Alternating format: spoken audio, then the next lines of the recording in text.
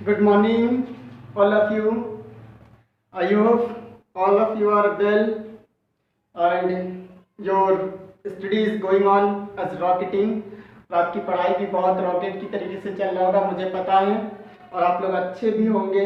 I hope, मैं आशा करता हूँ अच्छे से ही रहिए। खैर, आज के वीडियो में हम लोग स्टडी करेंगे चारों के सामान्य गुण। इससे रिलेटेड इसको बोलने से पहले मैं ये बोल दूं कि लास्ट वीडियो तक जो हम लोगों ने पढ़ा था वो हमारा था general properties of acid, acid के सामान्य गुण। उसमें भी एक आपने केमिकल वर्ड यूज कर दिया, रासायनिक वर्ड। इससे अब कोई फर्क नहीं पड़ता क्योंकि हमने सिर्फ रासायनिक के बारे में डिस्कशन किया था, भौतिक के बारे में तो किया ही नहीं था। ओके, तो आइए जब इसको जानने की कोशिश करते हैं। नेक्स्ट टॉपिक हमारा चारों के सामान्य गुण, general properties of basis, basis के जनरल प्रॉपर्टीज। इसमें बेस के जनरल प्रॉपर्टीज वैसे ही पढ़ेंगे जैसे हमने एसिड के केस में किया था। तो एसिड के केस में जो किया था वहां पे आपने देखा था कि रिएक्शन स्पीड आपने बेस लिखा था। यहाँ पे पहला पॉइंट हम लिखेंगे, क्योंकि बेस पढ़ रहे हैं तो बेस की जो रिएक्शंस होंगे वो रिएक्शन सबसे पहले हम पढ़ लेते हैं। रिएक्शन विद एसिड्स, यानी अम्लों से अभिक्रिया। अम्ल से अभिक्रिया करके क्या प्राप्त होगा, क्या बनाएगा, ये समझने की कोशिश करेंगे। एक मिनट जरा सा मैं देख लेता हूँ कि आपकी वीडियो ठीक ठाक बन रही है कि नहीं पहले। ओके, आइए।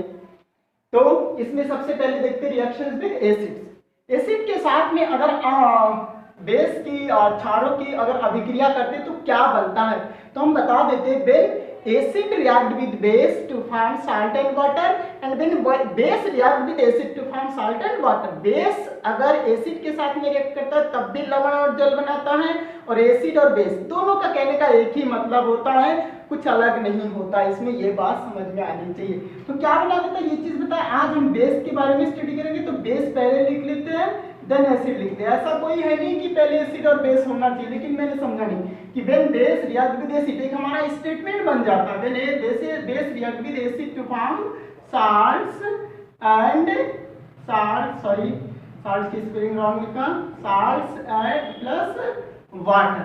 ठीक है, ये दो चीज बनाता है। अब आइए समझने की समझ कर देखते हैं कि क्या बनता है, कैसे नहीं बनता। जैसे बेस आपने बोला था CaO और प्लस आपने HCl वर्ड यूज किया। HCl वर्ड क्या, एसिड आपने HCl इसमें मिला दिया। ये दोनों मिलकर के क्या बना देंगे, वो कौन सा कंपाउंड होगा, तो ये जानने के लिए हम क्या करेंगे, इसमें इस दोनों का रिएक्शंस कराएंगे। कैल्शियम यहाँ पॉजिटिव चार्ज, ये नेगेटिव चार्ज, ये मिलकर के बना देगा कैल्शियम क्लोराइड CaCl2 और प्लस H2O। ये हाइड्रोजन और ये ऑक्सीजन मिलकर के H2O का फॉर्मेशंस कर देगा। अब हम देखते हैं यहाँ पे, क्योंकि यहाँ पे 2 लिखा है, यहाँ पे तो कुछ ऐसा नहीं। ऑक्सीजन की वैलेंसी भी 2, कैल्शियम की वैलेंसी भी 2, 9th क्लास में आप लोगों ने पढ़ रखा था। इसी वजह से ये दोनों कैल्शियम ऑक्साइड 1 इस तरह से लिखने के लिए आएगा, क्योंकि 9th में पढ़ चुके तो बहुत ज्यादा हम बताने की कोशिश नहीं करेंगे यहाँ पे। और कैल्शियम क्लोरीन की वैलेंसी 1 होता है और कैल्शियम की 2, इसीलिए कैल्शियम क्लोराइड ऐसे लिखा जाता है यहाँ पे। अगर हम देखते हैं कि इसको बैलेंस करना है तो 2 सिर्फ यहाँ पे कर दीजिए, मल्टीपल कर दीजिए 2 से, ये आपका रिएक्शन बैलेंस हो जाएगा। तो हमने देखा, हाँ एक चीज खास बात यह आती है कि कौन सा बेस किस एसिड के साथ में रिएक्ट करके क्या बनाएगा, किस टाइम वो कॉमन सॉल्ट्स बनाएगा, ये बहुत सारी बातें आगे हम लोग पढ़ेंगे। लेकिन सबसे अच्छी बात ये है कि बेस, एसिड और साल्ट को पहचानना आना चाहिए, तब जाकर के आप कह सकते हैं कि ये इससे रिएक्ट करेगा। तो सिर्फ एक स्केलेटन आपको ध्यान में रखना है, बेस एसिड के साथ रिएक्ट करके साल्ट और वाटर बनाता है। अब आपने साल्ट और वाटर बना दिया, रिएक्शंस आपके लिए टफ नहीं होगा। दूसरा कंडीशन आपने देखा, हम ले लेते हैं यहाँ पे NaOH ले लेते हैं, नाइट्रिक एसिड, एसिड यहाँ पे बदल देते हैं, इसके साथ में रिएक्शन, मैंने बेस भी बदल दिया, एसिड भी। Na यहाँ पे नाइट्रेट के साथ में रिएक्शंस करके NaNO3 बनाएगा, NaNO3 और प्लस ये H और OH मिलकर के आपका H2O का फॉर्मेशंस करेगा। तो आपने क्या देखा, साल्ट बना, सोडियम नाइट्रेट एंड वाटर बन गया। जो आपका स्केलेटन है उसको ये सेटिस्फाई कर रहा है, दैट मींस ये सही है। दूसरा कैल्शियम हाइड्रोक्साइड ले लेते हैं और साथ में हम क्या ले लेते हैं, यहाँ पे H2SO4 ले लेते हैं, ये भी हमारा एसिड है, पता है। ये सल्फेट आया और ये कैल्शियम, ये मिलकर के आपका कैल्शियम सल्फेट बनाता है। यहाँ पे आए दोनों मिलकर के ये हाइड्रोक्साइड और हाइड्रोजन मिलकर के आपका H2O का फॉर्मेशन करता है।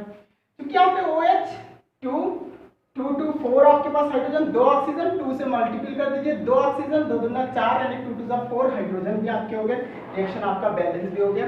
इस रिएक्शन को लिखने का मतलब और बैलेंस करते हुए चलेंगे तो जो बैलेंस ही टॉपिक पढ़ा था वो सारा चीज आपका क्लियर हो जाएगा।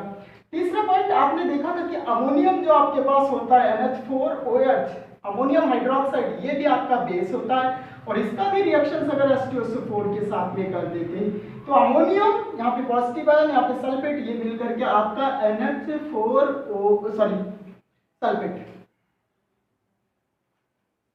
NH4 का होल ट्वाइस SO4 और प्लस यहाँ से आपके पास हाइड्रोजन और हाइड्रोक्साइड मिलकर के H2O का फॉर्मेशन करेगा। 2 से इसको बैलेंस कर दीजिए, इस तरीके से सारा रिएक्शंस आपका बैलेंस हो जाएगा। ठीक है, बैलेंस करते समय आप जरा सा बहुत कंसंट्रेशन से देखिएगा कि कैसे बैलेंस करते हैं। बैलेंस रिएक्शंस क्या होता है इसके बारे में डिस्कशन किया था। In a reactions the number of atom in left hand side and right hand side must be equal. जो आपके किसी भी रिएक्शंस में, अभिक्रिया में, लेफ्ट साइड में और राइट साइड में जो एटम्स होते हैं वो हमेशा इक्वल होनी चाहिए। इसी रिएक्शंस को हम बैलेंस रिएक्शंस कहते हैं। इसको बैलेंस करने के लिए हीट एंड ट्रायल मेथड का यूज करते हैं। अब एक बात आती है यहाँ पे, इन रिएक्शंस को देखिए, देख करके लगता है कि हम एसिड के केस में भी रिएक्शंस पढ़ते, बेस के केस में भी रिएक्शंस पढ़ते और फिर न्यूट्रलाइजेशन में भी रिएक्शंस पढ़ते। सब जगह एक ही प्रोडक्ट आपका बनता है, साल्ट बनता है, वाटर बनता है। न्यूट्रलाइजेशन में भी salt water, acid base react करता है, बेस एसिड रिएक्ट करता है, तब भी आपका साल्ट वाटर बनता है। तो ये तीनों रिएक्शन एक ही है।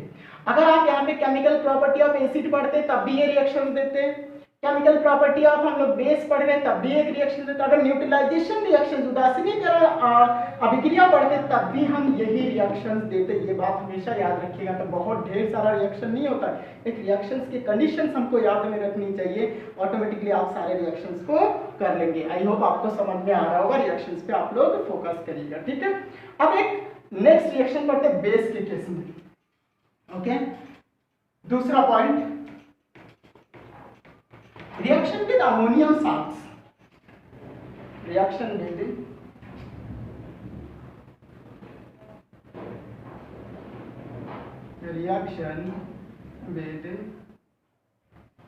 ammonium salts।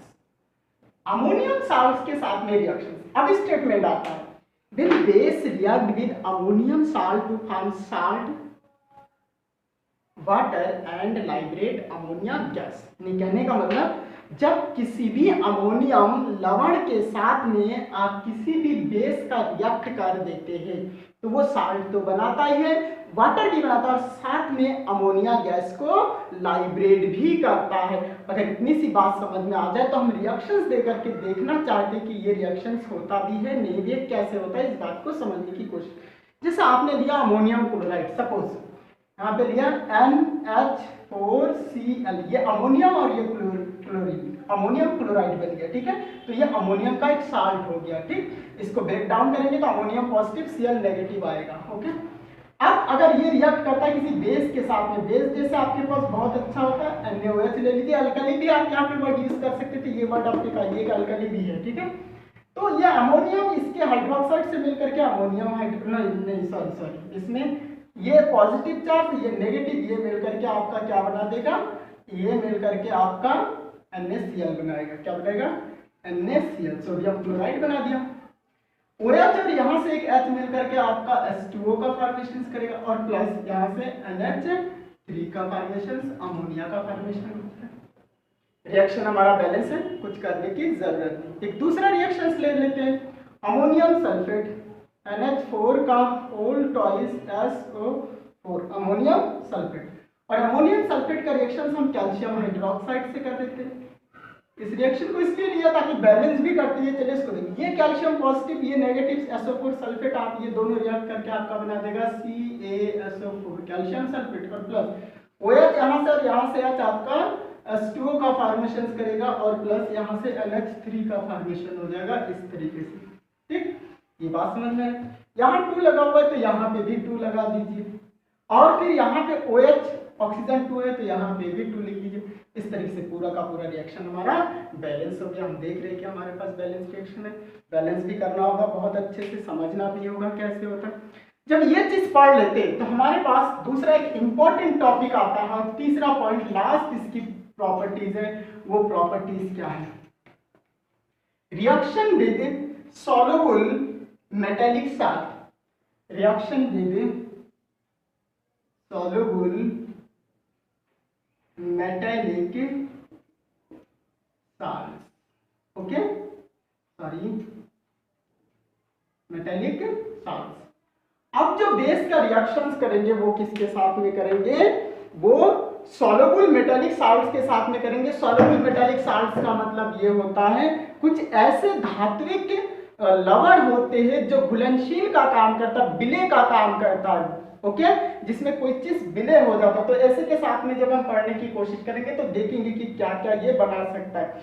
इसमें सोडियम, पोटेशियम और कैल्शियम को साल्ट को छोड़ करके हमेशा याद रखेंगे, except sodium, potassium and calcium. यहाँ पे हम वर्ड लिख देते हैं, except sodium, potassium and calcium, इनके साल्ट को छोड़ करके बाकी अगर कोई विलय साल्ट के साथ में हम रिएक्शंस करते हैं तो उस कंडीशंस में ये क्या बनाता है? एक कॉमन साल्ट्स का फॉर्मेशन करता है और दूसरा मेटालिक हाइड्रोक्साइड का फॉर्मेशन करता है। जिस तरीके से मेटालिक साल्ट्स लेते हैं उसी तरीके से मेटालिक हाइड्रोक्साइड ये बनाने की कोशिश करता है। इसको समझने के लिए आपके पास सबसे पहले हम क्या लेते हैं? मेटालिक साल्ट्स ले लेते हैं। यहाँ पे मेटालिक साल्ट्स और प्लस इसके साथ में बेस ले लेते हैं, ठीक। तो ये एक साल्ट तो बनाएगा ही बनाएगा और प्लस आपके पास मेटालिक हाइड्रोक्साइड, मेटालिक हाइड्रोक्साइड ये चीज बनाएगा। इसको समझने के लिए आपको क्या क्या लेना पड़ेगा, इस बात को समझिए। जैसा आपने मेटालिक साल्ट्स लिया FeCl3, फेरिक क्लोराइड मेटालिक हो गया, ओके। इसका रिएक्शन आपने किससे करा दिया? NaOH, बेस आपने पढ़ ही रखा है, बेस आपने ले लिया। ये आपके पास बनाएगा NaCl, क्या बना देगा? NaCl, एक साल्ट बन गया आपका, प्लस ये आयरन हाइड्रोक्साइड से साथ में मिलकर के फेरिक हाइड्रोक्साइड FeOH का होल थ्राइस बना लेगा। अब यहाँ पे 3 है, यहाँ पे देखिए क्लोरीन 3 है तो यहाँ पे 3 कर दीजिए, यहाँ 3 है तो यहाँ पे 3 कर दीजिए। चीजें आपकी बैलेंस हो गए, रिएक्शन बैलेंस इक्वेशन भी इस तरीके से पढ़ते हुए चलेंगे। तो आपने क्या देखा? मेटालिक साल्ट्स जो होते हैं बेस के साथ में रिएक्ट करके साल्ट बनाता है और हाइड्रोक्साइड का फॉर्मेशन करता है। दूसरा आपने लिया क्यूप्रिक क्लोराइड या इसी चीज को लिए FeCl3, एक रिएक्शन साल्ट NaOH की जगह KOH ले लीजिए और KOH लेकर के KCl बना देगा। ये क्या बना देगा? KCl, पोटेशियम क्लोराइड और प्लस आपके पास फिर वही चीज FeOH का होल थ्राइस बना देगा।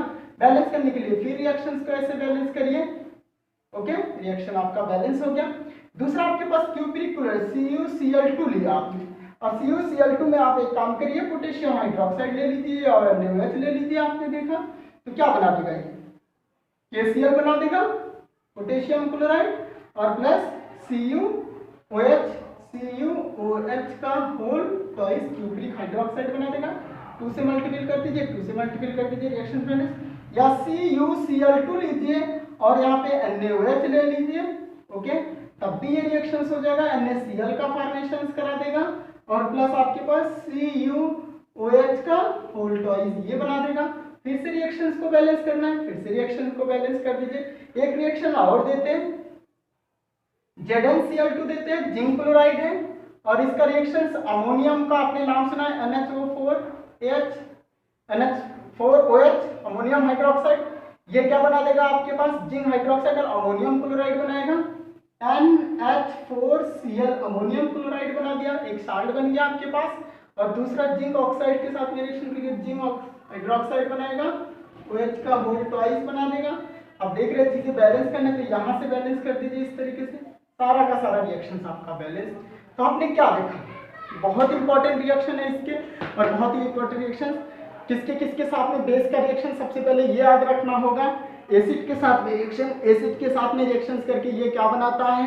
साल्ट बनाता है, वाटर भी बनता है, जिसको न्यूट्रलाइजेशन रिएक्शंस बोलते हैं या केमिकल प्रॉपर्टी ऑफ एसिड या केमिकल प्रॉपर्टी ऑफ बेस बोल सकते हैं। दूसरा रिएक्शन हम लोगों ने किया था वो अमोनियम के साल्ट के साथ में रिएक्शंस करता है। जब भी अमोनियम के साल्ट के साथ में कोई बेस रिएक्ट करता है, साल्ट तो बनाता ही बनाता है, वाटर बनाता है और साथ में ये अमोनिया गैस को भी लाइब्रेट करता है। तो अमोनिया बनाने का एक आसान तरीका भी हम लोग ने यहाँ पे देख रखा था। ओके, और तीसरा रिएक्शन इसका क्या होता है, कुछ सॉल्युबल मेटेलिक सॉल्ट के साथ में रिएक्शन करना। सॉल्युबल ऐसे विलायक, ऐसे घोलने वाला मेटेलिक सॉल्ट लेना है जिसमें कोई दूसरा बेस डिसॉल्व हो जाए। हमने यहाँ पे लिख दिया एक्सेप्ट हमेशा सोडियम, पोटेशियम और कैल्शियम। सोडियम, पोटेशियम और कैल्शियम के साल्ट्स के अलावा कोई दूसरा अगर आप साल्ट लेंगे किसी मेटल का तो वो हमेशा आपके पास हाइड्रोक्साइड बनाएगा और साथ में NaCl। अगर यहीं पे अन्य Cl3 लेता और अन्य वे से रिएक्शन करता तो ये रिएक्शन नहीं होता। KCl लेता तब भी रिएक्शन नहीं है। कैल्शियम लेता, कैल्शियम क्लोराइड, सल्फेट वगैरह कुछ भी लेता फास्फेट, तब भी ये रिएक्शन नहीं देता। तो हमने क्या देखा कि किस तरीके से ये रिएक्शन देता है, कैसे देता है। ठीक है, तो ये थिंक हमारे ख्याल से ये तीसरा पॉइंट था आपका। ओके, पहला एसिड बेस था, दूसरा अमोनियम सॉल्ट्स था और तीसरा आपके पास reaction with soluble metallic salts. I hope आपको इसमें समझ में आ रहा होगा। रिएक्शंस को बहुत कायदे से पढ़िएगा और इसी से आप स्टेटमेंट लिखने की कोशिश करिएगा। आपका हर चीज एकदम फिट होता हुआ चला जाएगा माइंड में। आप डिफरेंट टाइप्स के रिएक्शंस को भी फ्यूचर में कर सकते हैं, समझ सकते हैं, देख के रिएक्शंस को तुरंत समझ सकते हैं कि यहाँ पे हमारा क्या बनना चाहिए।